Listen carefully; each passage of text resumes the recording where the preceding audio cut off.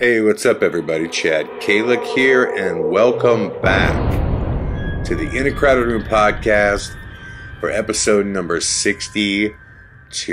I am extremely sick, everybody. I knew this would have happened on my way back from our AGH Presents the Thomas House event, which is exactly what episode number 62 is going to be about.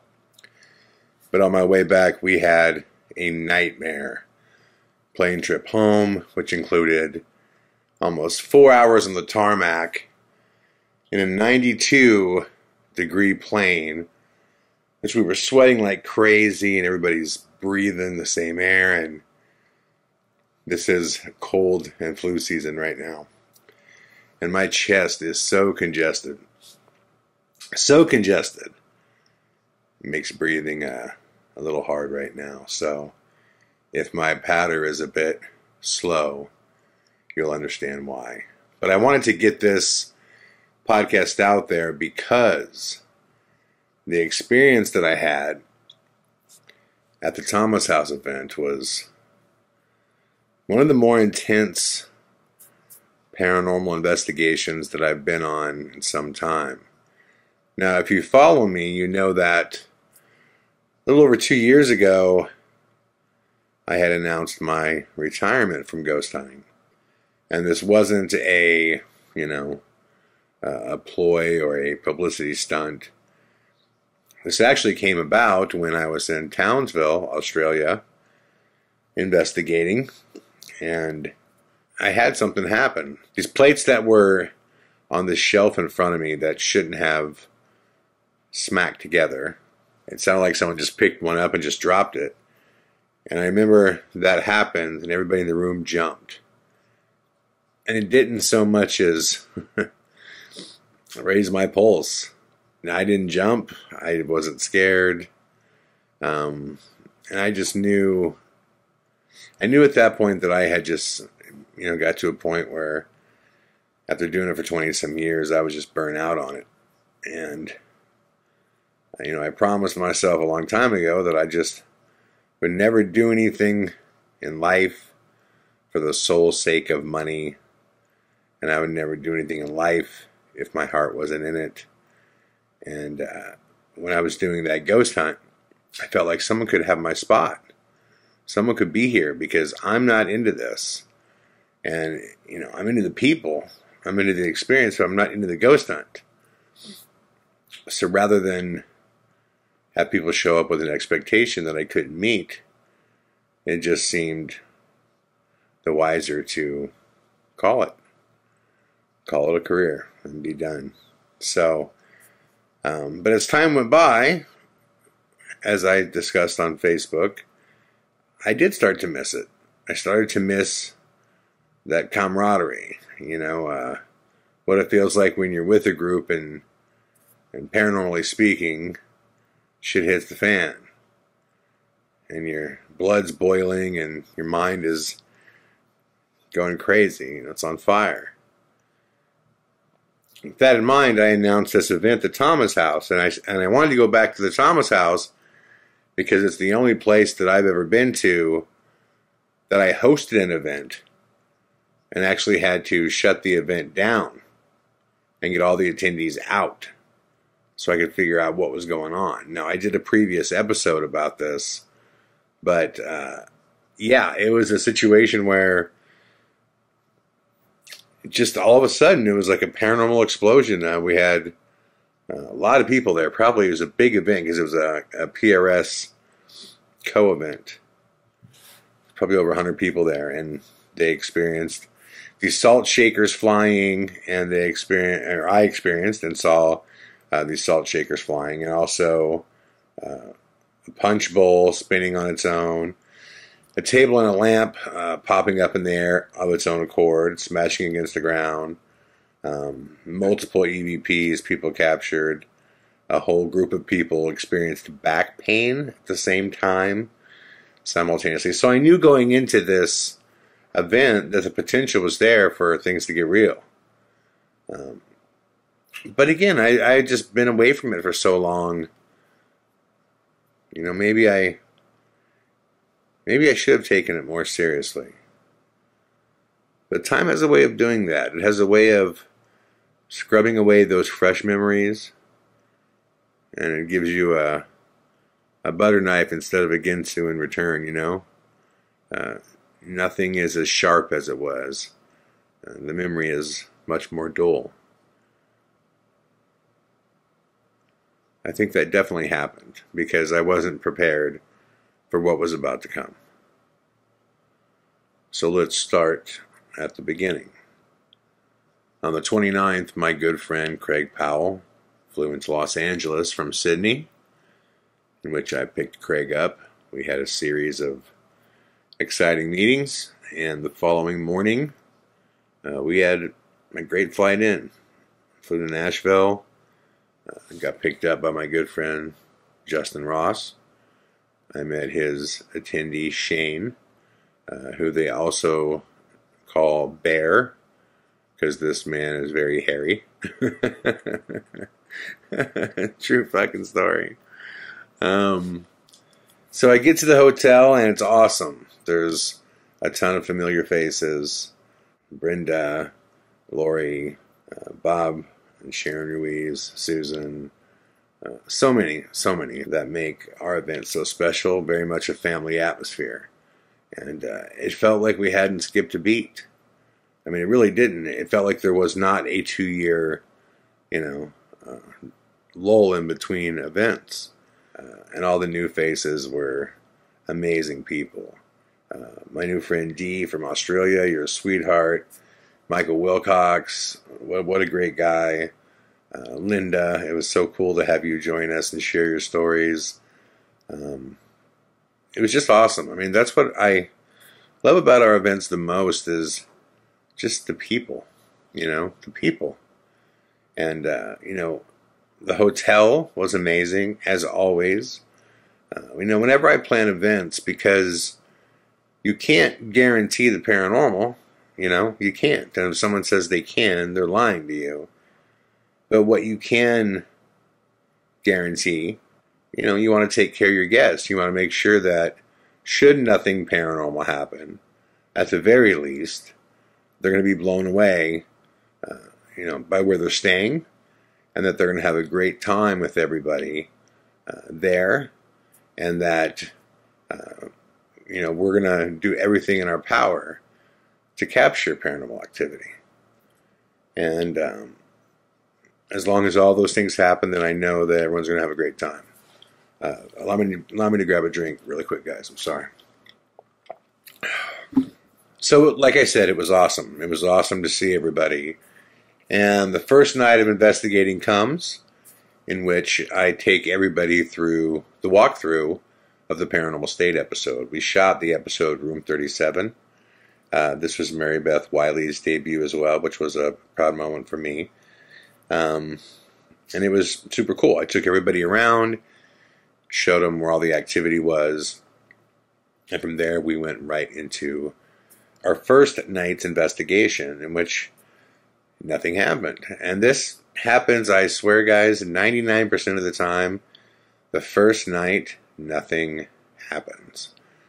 It almost just feels like it's an acquaintance period where, they're checking you out and you're checking them out without even knowing that that's what you're doing. It seems like just a familiarity, like they're just watching. But this happens all the time. With the first night, it's just, you can hear a pin drop. There's just nothing.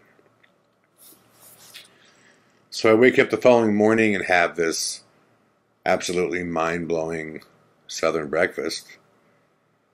And I hear that there is a church across the street that is owned by the proprietors of the Thomas House. And they are saying that we can go over there and investigate.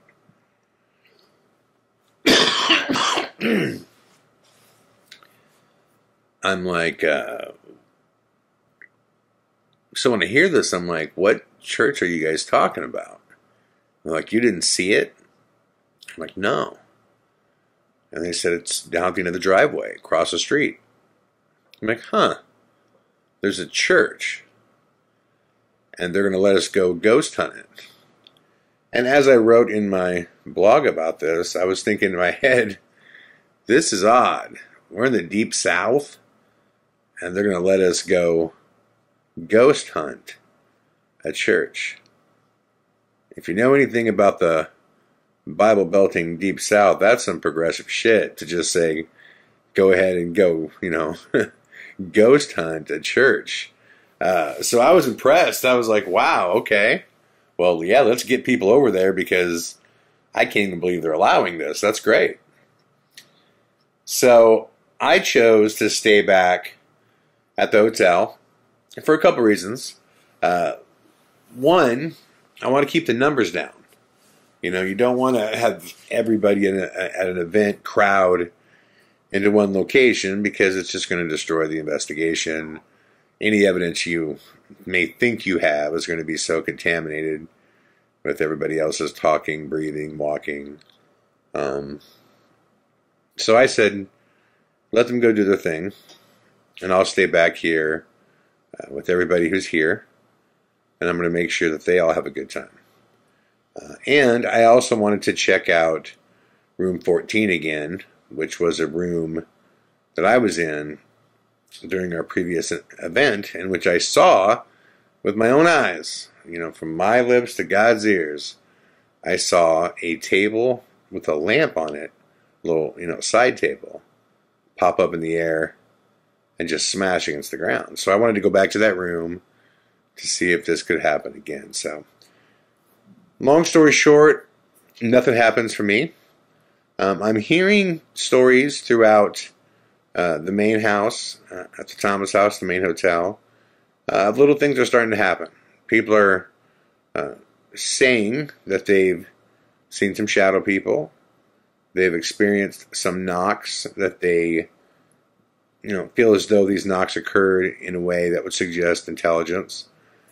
And, it feels like things are warming up. So I go downstairs to have a cigarette, and, man, I just, hear everybody walking up the hill, a group of probably about 7 or 8 people, and they get to the front porch of the Thomas house, and I start hearing crazy stories. Glass threw itself and shattered. Rocks were being thrown inside the church. Change, like nickels, quarters, pennies, just appeared and fell from the sky inside the church, which, by the way, this is a common theme that happens throughout the world. Change, for some reason, just manifests and falls from the sky to the ground. Google that. Really, really strange phenomenon that's been occurring since the beginning of time. Very bizarre stuff. So it's not that I don't believe people. I just lack the ability to believe anything fully unless I'm there to experience it. And I mean, I lack the ability. If I could choose to believe, I would choose to believe because I know these people and I know them to be good people.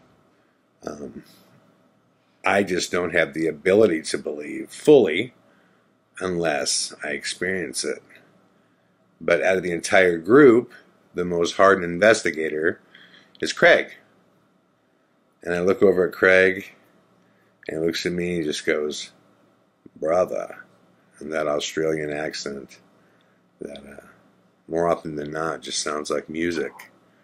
I nodded my head and said, yeah? And he nodded his head and said, yeah. I thought to myself, huh. So there's a haunted church across the street and crazy shit's going on.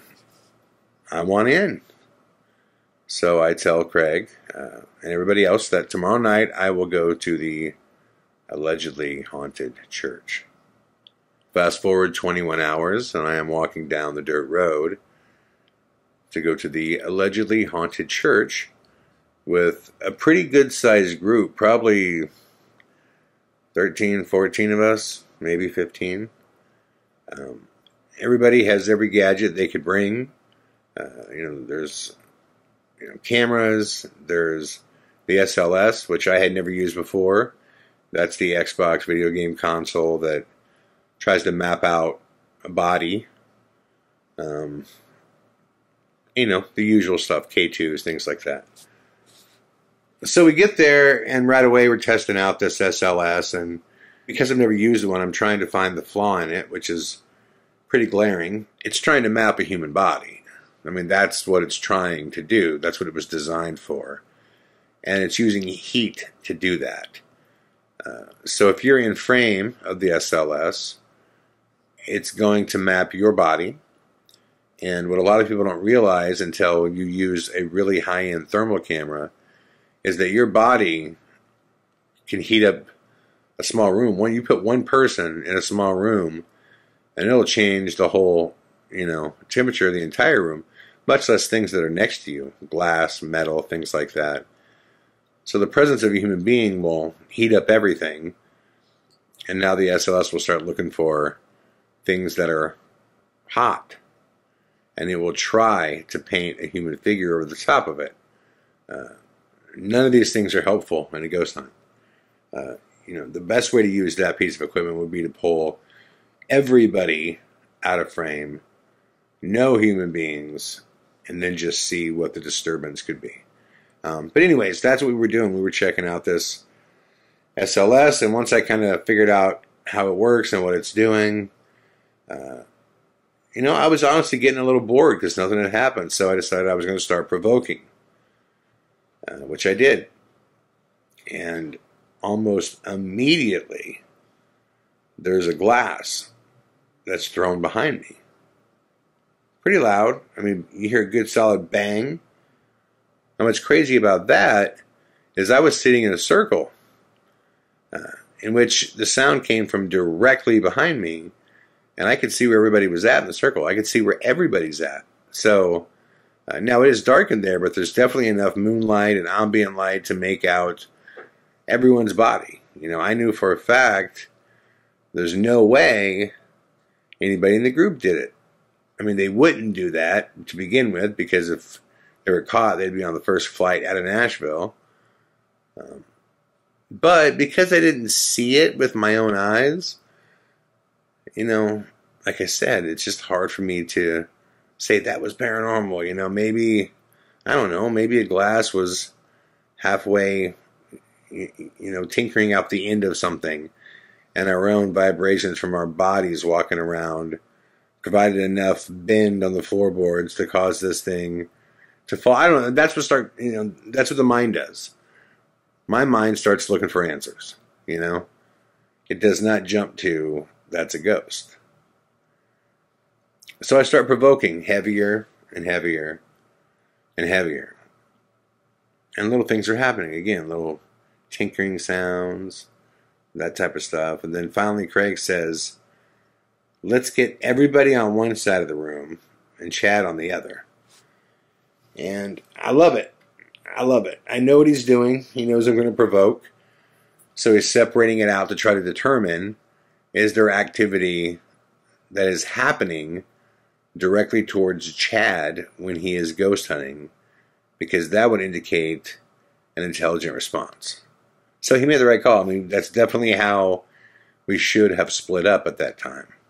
So I could see where everybody's at, and I started amping the provoking up even more and more and more and more. And all of a sudden, boom! I hear everybody scream. I'm like, what in the fuck was that? When I walked in the building, I saw there was a shoe at the clear back of the room. And something with a lot of force just chucked that shoe hard as hell. And it smashed into something right next to the entire group. Now, I knew where that shoe was. I saw it when I walked in. But I did not see it fly in the dark. I just heard where it hit, how loud it hit. So I started, telling everybody to calm down, get their wits together, collect themselves, which everybody did an awesome job. An awesome job. I mean, really, the group, you could see everybody was terrified, but they were holding it together. So I started saying, you're not allowed to do that to the group. Do it to me, and provoking again, calling it names, daring it to do things. And I kept saying, throw something at me, throw something at me. And all of a sudden I just feel this doom, doom, doom, doom on my shoe. And I hear it bounce several times, boom, boom, boom, boom, boom. I'm like, what the hell? And I turn on my phone, I look down, it's a battery. It's like a AA battery that was thrown directly from in front of me. Like if you drew a straight line at the end of my nose, that's where it came from. Now, who is directly in front of me? Justin Ross, filming. So, obviously he didn't do it. And at this point, I know that nobody in my group is doing this type of fakery. I know that. But I don't know what it is that we are dealing with yet. And I don't have absolute confirmation for sure that this, could be some sort of entity. So I stand up after the battery was thrown, and I walk over and I show it to the group, and I'm like, look, here's this battery, and like it was just, on the ground. I just picked it up in front of me. And right as I'm talking about that, directly behind me, I hear, Chad. I turn around and I go, what? Because the only person behind me is Bob and Sharon Ruiz. Now, Bob is like a brother to me. I mean, one of my favorite human beings on planet Earth. Sharon, I nicknamed Mama a long time ago because she really is like a mama to me, and that's how I view her. She's a lovely human being that, cares about me, and vice versa. I know there's no way they did that. They know that's a big time no-no with me. That would hurt my feelings. If they did that, it would really, really be a shitty thing. And there's no way two people that genuinely care about me are going to do that. But I want to make sure that nobody in the room did. So I say right away, listen, if anybody in here said my name, right now is where you fucking tell me, And, it's dead quiet. I said, nobody in here said my name. Bob's going, Chad, no. The thing is, I knew that. I knew that because the only male behind me was Bob. And right away, Liz Bowling speaks up and says, look, I heard it. I heard it. Michael Wilcox says, Chad, I heard that right away, loud and clear, man. And Craig says, wow, Chad. Because Craig was in the opposite direction of me. And he goes, there's no question that was your name. And there wasn't. I knew there wasn't. I knew there wasn't. I know what I heard. It was as plain as this and as loud as this. Chad. So at that point, I know for a fact that's the confirmation I needed. So right as we're all discussing that we all heard it, we know where it came from, I just happened to look up, and at the very, very back of the room, I see this extremely tall black figure. Again, I'm thinking it's one of us, but then it turns with it was almost like an awkward limp. It had this awkward way of walking, and it walked right into this adjacent corridor next to us. It led to two larger rooms. And I go, who is back there? And everyone's like, yeah, none of us. I'm like, oh my God, I just saw it, guys. I just saw it. And they're like, what are you talking about? I go, I saw this big black thing turn and walk into that room. And I take my eyes away from that corner to address everybody in the group. And I'm talking about it. And right when I look back, I could see that it stepped back through into the room. And right as I look at it, it takes a step back into the darkness of this corridor, which I say, I see it again. I see it again. And Lori says, oh my God, I saw it too. So I run over to that corner and I'm stopped dead in my tracks because what's through that door is a terrifying thing that most ghost hunters have experienced. It's when the nighttime and the dark grayness of night becomes jet black. It's almost just like just a black hole, man, like nothing could penetrate it. And I look in there and it's just jet black. And I say to Craig, you ready? Because this is going to get real. And Craig looks at me and says, yeah, brother, let's do this. Now, at that time, Bob Ruiz has grabbed Lori's camera, and he's right behind me. Justin Ross has a camera, and he has fallen in line too, so they got our backs as we're going to go through this corridor, which we do. We both go through the corridor, and right away I could feel that presence. I could feel it so freaking strong, and so could Craig. I mean, and this isn't psychic ability, it's just intuition. And immediately, I turned the camera into this long room that's adjacent to the room we were just in. And at the back of the room, there's this window and this light, this exterior light that you could see through the window. I'm just standing still, looking down this long corridor, and you could see this black thing steps in front of it once and walks by it, comes back again and walks by it, and the third time steps in front of the light, completely blacks it out, and just stays there. Like it was just standing there to let me know, yep, it's me. I was, really freaked out.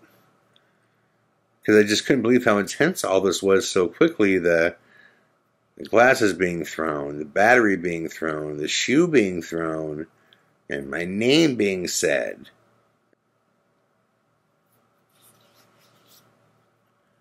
It was just really intense. Just so much of it happened at once.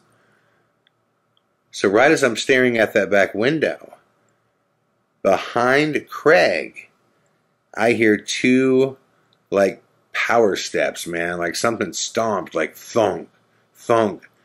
And I go, Jesus, man. And Craig just went into this rugby mode. I mean, he didn't know where it was coming from, but he was ready for war, man. And I'm like, Craig, right here. He goes, that wasn't you. I'm like, no. And he moves into the entrance to the next room, and I move into the entrance to the room in front of me. And it dawns on me, oh my God, there's two of them. And it's trying to get us away from each other. In which I say to Craig, man, there's two of them. Craig says, yeah, it's trying to separate us. And right as he says that, I felt something I haven't felt since the IM6 case. I felt something touch my arm. At first it felt like a tingle, just like a tingle sensation. But then I just felt the pressure of a grip, just like if something gripped your arm. And I freaked out, man. I lost it for a second. And I freaked everybody out in the room.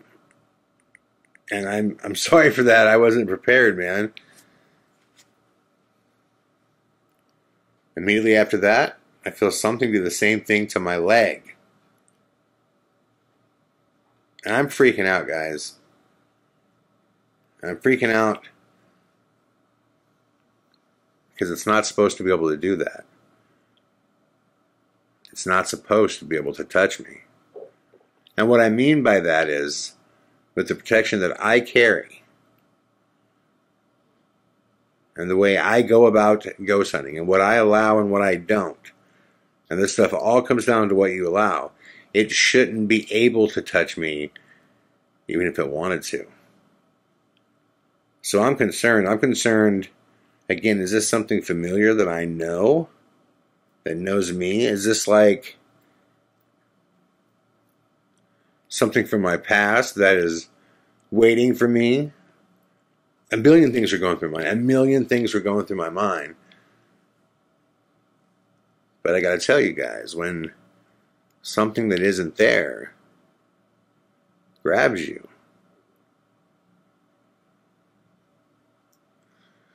it's just not something you forget. It's not. It's not.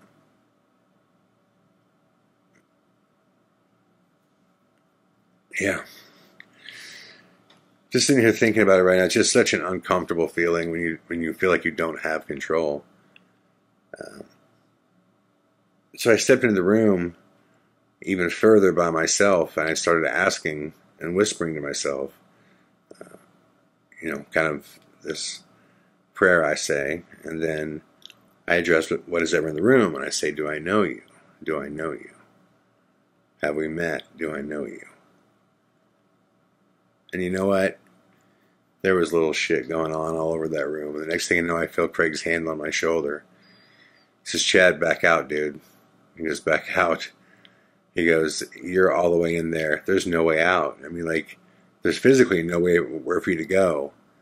And I don't think you realize that right now. And he's right. I didn't. I was so mentally into trying to solve what was going on and so disturbed by the fact that it could touch me, I was just not making good decisions. And thank God Craig was there to just say, hey, man, let's pull back, let's pull back. So as I'm leaving, I come out of there. That little voice inside me is definitely telling me it's time to go. So somebody turned on the lights, and I could hear everybody kind of talking and conversing and, about everything that just happened. And I say to everybody, hey, just because we're done, please keep your guard up. Because the lights on or on, off or on don't mean shit. I'm a big fan of the lights being off because it sets a vibe and a tone. And I think your own fear drives the paranormal. It's energy. But the lights being on or off, that has nothing to do with activity. If something is going to show itself, it's going to do it regardless. If something's going to move itself, it's going to do that. Like the lights don't mean anything. So I said, just keep your guard up.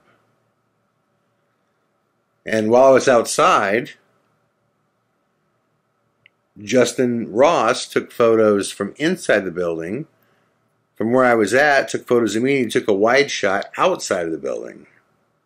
Well, we eventually wrapped up, and we slowly made our way back to the Thomas house. And we were all discussing all kinds of theories as to what it could be that's there.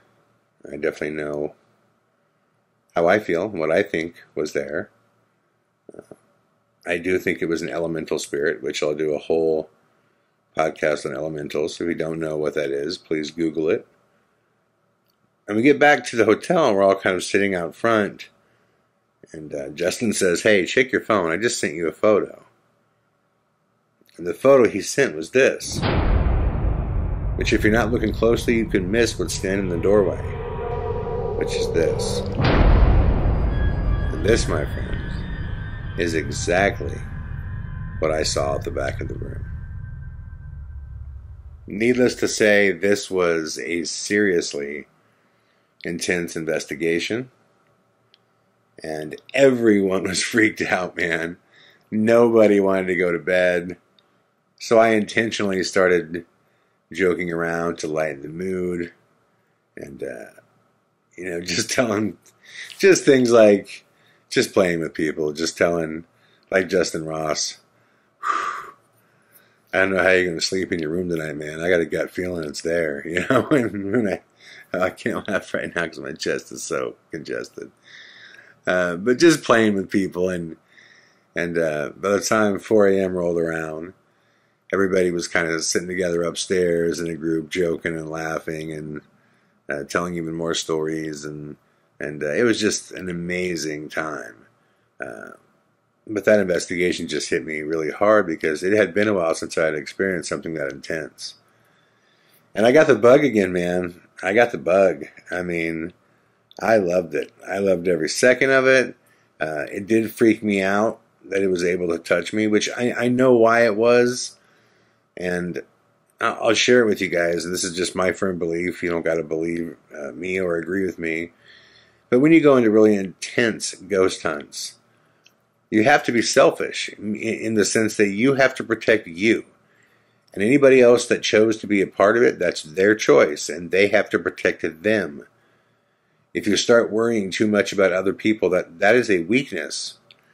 That is a weakness that it will exploit. You have to take care of you. We all have free will. If we chose to be somewhere, that was our choice, and we have to take care of that. At that time, I was completely worried about everybody else in that building but myself. I was totally worried as to what was going to happen. And I wasn't focused. And that's why it was able to touch me. And, yeah, so it was incredible. The event ended on a high note, man. Nothing but hugs and love and autographs, and we'll see you at the next one. So if you ever get a chance to go to the Thomas House, please do. It is incredible. It is incredible. The food was incredible.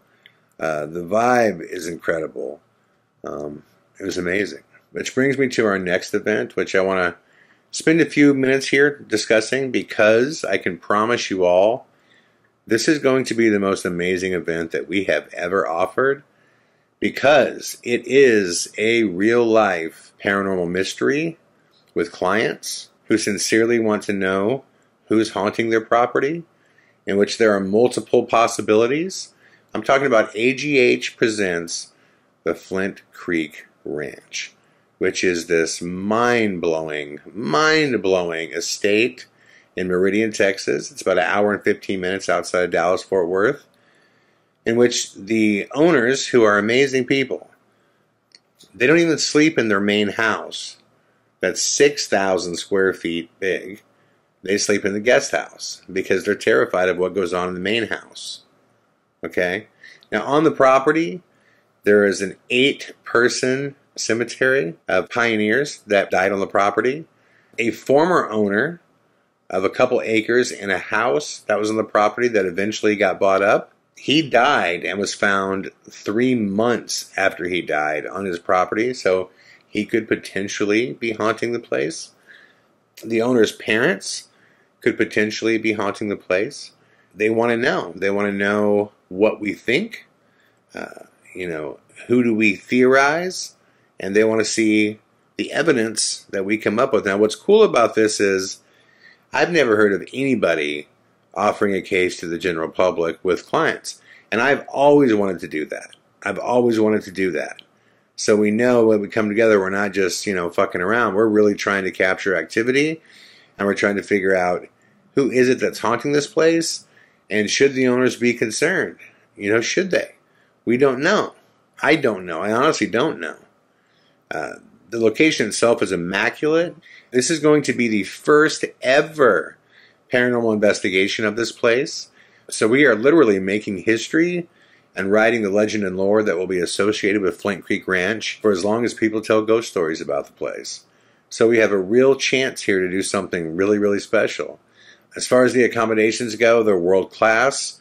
Our meals are going to be prepared by a professional chef. They're all included with the ticket price. There's also going to be a trip about 15 miles away to the Rattlesnake Ballroom, in which yours truly is going to be playing his live In a Crowded Room music. That's right, I'm going to hop back on the stage, and my good friend Justin's going to play as well, in a real-life ghost town. The Rattlesnake Ballroom sits in an actual ghost town.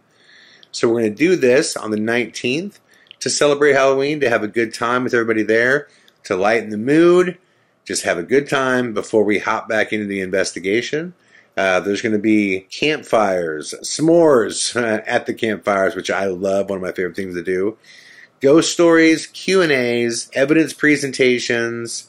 Like I said, you're staying at the haunted location the entire time, and I can't stress how real of an investigation this is, and that the owners do want answers, and it is a real mystery that we have to decipher. So I am incredibly excited about this, more excited about this than any event that I have ever thrown. And we already have a great group of people that are coming. If you want tickets right now to this event, all you have to do is email me at aghsoldiers@me.com. Look at the screen right now, aghsoldiers@me.com. There are 2 tickets. There's gold tickets, and there are VIP tickets. I will send you a link with everything that's included with each ticket, in which VIP tickets have a few extra things, obviously, that are really exciting, and the VIP attendees stay in the main house, in which I want to point out that as of right now, there are only 2 VIP tickets left, only 2 to stay in the main house. And there are only 16 gold tickets left, in which gold ticket attendees will stay in the guest lodge. In total, there's only 26 tickets offered to this event. So not only do we have 5 locations that we can investigate on a 3,000 acre property. That's a lot of haunted acres. We have the main house, we have the guest house, we have the cemetery, we have the former owner's lodge, and we have the grounds, period. Okay, there's also a 15-acre lake on the property. It is just something unlike anything we have ever offered before, and I am counting down the days. I can't wait. So if you get the chance to join us for this, I promise you, your mind will be blown. And Laura just walked in the door. I'm at the very end of my podcast, so I guess that's the right time. Say hi. Say hi, Laura. Hello. Sorry. It's okay, babe. All right, guys. Much love. I need to try to drink something and get rid of this sickness right now in this chest and get rid of this congestion. To everybody who came to the Thomas House event, you know I got nothing but love for you. And again, if you want to join us at AGH Presents Flint Creek Ranch, email me right now at aghsoldiers@me.com. Again, that's aghsoldiers@me.com. Thank you for listening to episode number 62 of the In a Crowded Room podcast. I'll be back tomorrow with more. All the best.